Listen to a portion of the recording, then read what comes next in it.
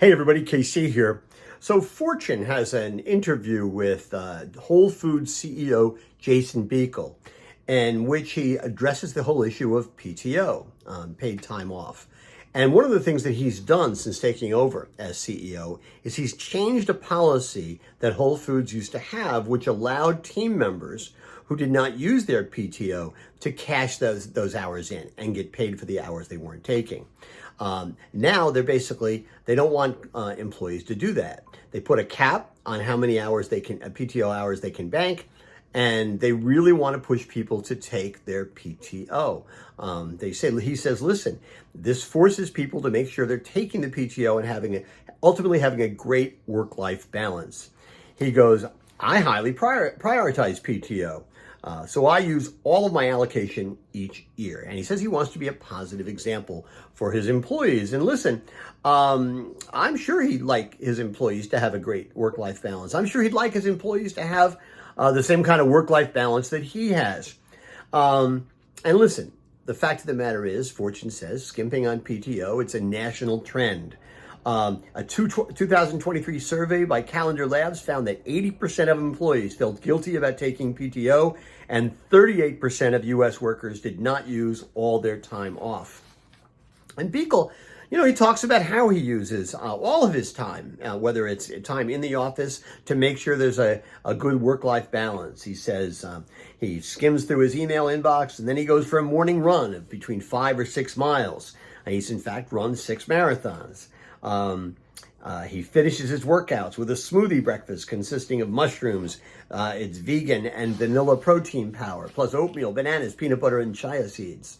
He goes to work, 8, 9 o'clock in the morning, finishes up work by 6 o'clock, unwinds with a second workout session. He also talks to Fortune about how he uses this great protocol hack, right? So what he does is 30 minutes of infrared sauna, followed by 2 or 3 rounds of alternating 3-minute cold and hot plunges, making sure that he ends with a cold plunge.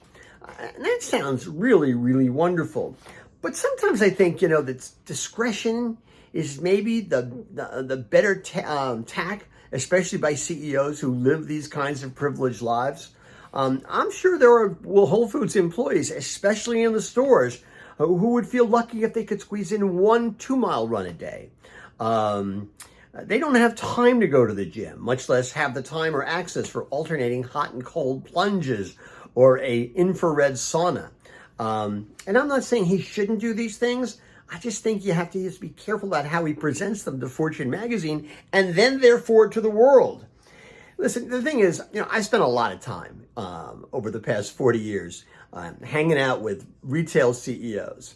And basically there are 2 kinds. There's a lot more than 2 kinds. But for the purposes of this argument, there's 2 kinds.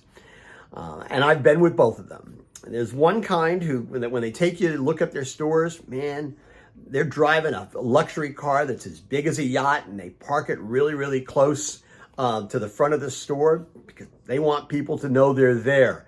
By the way, Larry Johnson, he was this on steroids. He used to drive this orange or yellow Hummer, and he put it on the grass in front of headquarters just so everybody would know that he was there. But then, there are those guys. So they're wealthy, they're privileged, and they don't mind that everybody knows it. And then there are CEOs who are a little bit, they're less ostentatious. When they're doing store tours, they're driving a car that's a couple of years old, maybe even older than that. It's got a couple of dents in it.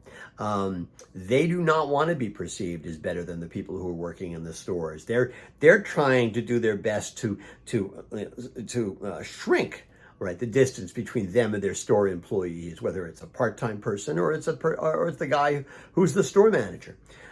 They're trying to shrink that distance, not make clear how big the distance is. I personally prefer the second kind of CEO because I think they have a much better sense of what's going on in the stores, and they're more accessible to their employees. Listen, optics matter, empathy matters, compassion matters, and while achievement also matters, the thing is, I think people should maybe, even when they're enjoying the fruits of very, very successful careers, maybe they do it out of sight of a magazine or a TV show or whatever it happens to be. I think it's important to bring the temperature down a little bit, especially at a time where there's such wage disparity. There's such a difference between the haves and the have-less, much less the have-nots. Listen, I'm sure Jason Buechel has a great life. He may even be a really, really good boss. But I think in terms of the Fortune article, maybe he's talked a little bit more than he should have. T.M.I, if you will. Anyway, that's what's on my mind. And as always, I want to hear what's on your mind.